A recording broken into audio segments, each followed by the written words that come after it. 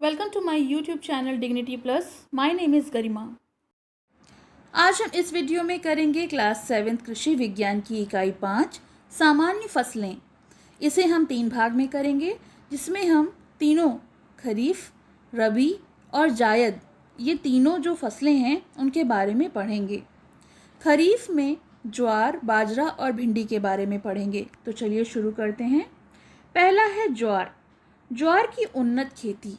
तो ज्वार की जो खेती होती है वो किस प्रकार से होती है उसके बारे में हम पढ़ेंगे। ज्वार खरीफ की मुख्य फसलों में से एक है। इस फसल की खेती अनाज तथा चारे दोनों के लिए हमारे देश में एक बड़े पैमाने पर यानी लार्ज स्केल पर की जाती है। ज्वार का हरा चारा चरी के नाम से प्रसिद्ध है, जो कि पशुओं को खाने के तौर पर दिया जाता है। ये अत्यंत पौष्टिक होता है। करबी का प्रयोग सूखे चारे के रूप में किया जाता है। भारत में ज्वार की खेती लगभग सभी प्रदेशों में की जाती है, परंतु कम वर्षा वाले क्षेत्रों में ज्वार की खेती विस्तृत रूप से की जाती है। जहाँ पे कम वर्षा होती है वहाँ पर ज्वार की खेती जो है वो बड़े पैमाने पर होती है। ज्वार के आटे से स्टार्च व अल्कोहल भी तैयार किया जाता है।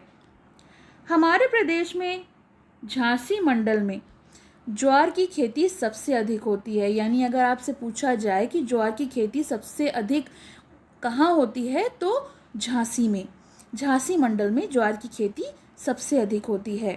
कानपुर, मथुरा, हरदोई, फतेहपुर, रायबरेली आदि ज़िलों में भी इसकी खेती की जाती है। इसके लिए मिट्टी कैसी चाहिए? बलुई दोमट मिट्टी इसके लिए उत्तम होती है। जल निकास की अच्छी व्यवस्था होने पर ज्वार की खेती अन्य भूमि पर भी की जा सकती है। तो इसके लिए बढ़िया मिट्टी होती है बलुई दोमट मिट्टी। खेती की तैयारी किस प्रकार होती है?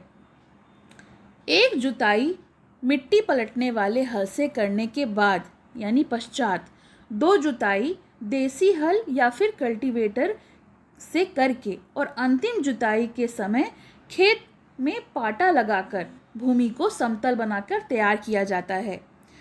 खाद और उर्वरक कैसे चाहिए? उर्वरक की मात्रा मिट्टी की जांच के अनुसार निर्धारित की जाती है।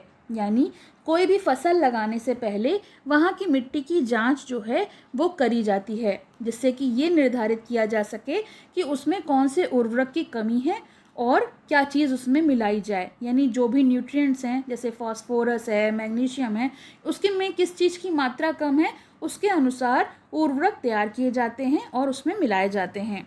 सामान्यतः चारे के लिए गोबर की खाद 150 से 200 कुंतल प्रति हेक्टेयर तथा दाने के लिए 100 से 150 कुंतल प्रति हेक्टेयर वर्षा होने के पहले खेत में मिला देनी चाहिए। खाद के अभाव में उर्वरकों का प्रयोग निम्नलिखित प्रकार से करते हैं। अगर खाद नहीं होती है तो फिर हम उसकी जगह उर्वरकों का यानी फर्टिलाइजर्स का प्रयोग करते हैं।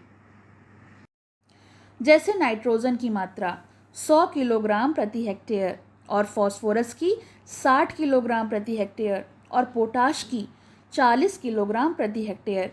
यानी प्रति हेक्टेयर के लिए अगर रेशियो बनाएं तो 10, 6 और 4 के अनुपात में हम उसको मिलाएंगे।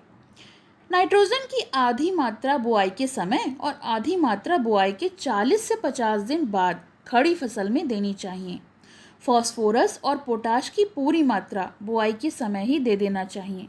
यानी हमें फसल को लगाते समय ये ध्यान रखना चाहिए कि नाइट्रोजन को हम पूरी तरह से ना डालें, उसकी आधी मात्रा बुआई के समय मिला दें और आधी 40 से 50 दिन के बाद जब फसल खड़ी हो जाती है तब डालें, जिससे कि उसकी जो पैदावार है वो अच्छी हो। प्रजातियाँ। ज्वार की अनेक देसी एवं उन्नतशील प्रजातियां प्रचलित हैं। तो यहाँ पे कुछ प्रजातियों के नाम दिए हुए हैं। झांसी मंडल में देवला प्रजाति तथा कानपुर के आसपास 1 दानिया और 2 दनिया प्रजातियां जो हैं वो अधिक प्रचलित हैं। उत्तर प्रदेश में ज्वार की निम्नलिखित किस्में जो हैं वो प्रचलित हैं। यहाँ पे नाम दिया हुआ है उन्नतशील प्रजातियां और ज्वार की संकर प्रजातियां, जैसे कि 8B ज्वार, यह 2 दानिया ज्वार है। टाइप 3 ये 1 दानिया है। मऊरानीपुर 1 जो है वो 1 दनिया ज्वार है। वर्षा यह 2 दनिया ज्वार है। MP चरी चारे के लिए होती है। इसी प्रकार से CSH 123 स्वर्ण, CSV 3 संकर ज्वार, टा 22, टा 8V, ये सब प्रजातियों के नाम हैं। बुआई का समय, तो बुआई का समय क्या होता है ज्वार के लिए? उपयुक्त किस्मों की बुआई के लिए जुलाई का दूसरा सप्ताह सबसे उपयुक्त होता है। इससे पहले बुआई करने से फसल में फूलने का समय वर्षा के कारण अधिकांश पराग धुल जाते हैं, जो पराग होते हैं वो धुल जाते हैं और दाने अच्छे नहीं पड़ते। पराग जो हैं वो अच्छे नहीं रहेंगे तो फसल अच्छी नहीं हो पाएगी। चारे की फसल की बुआई पलेवा करके जून में प्रारंभ कर दी जाती है। बीज की मात्रा कैसी होनी चाहिए? दाने के लिए 12 से 15 किलोग्राम प्रति हेक्टेयर तथा चारे के लिए 40 से 50 किलोग्राम प्रति हेक्टेयर बीज की आवश्यकता होती है। तो ये बात को याद रखना है, ये मात्रा पूछी जाती है कि कितने जो बीज की मात्रा है वो प्रति हेक्टेयर कितनी होगी और चारे के लिए प्रति हेक्टेयर कितनी बीज की आवश्यकता होगी। बोने से पहले बीज को अच्छी तरह उपचारित कर लेना चाहिए। अब आते हैं बोने की विधि। दाने के लिए बुआई कतारों में की जाती है। कतार यानी पंक्तियां जो बनती हैं और उनकी जो दूरी है 45 सेंटीमीटर तथा पौधे से पौधे की दूरी 15 से 20 सेंटीमीटर होनी चाहिए।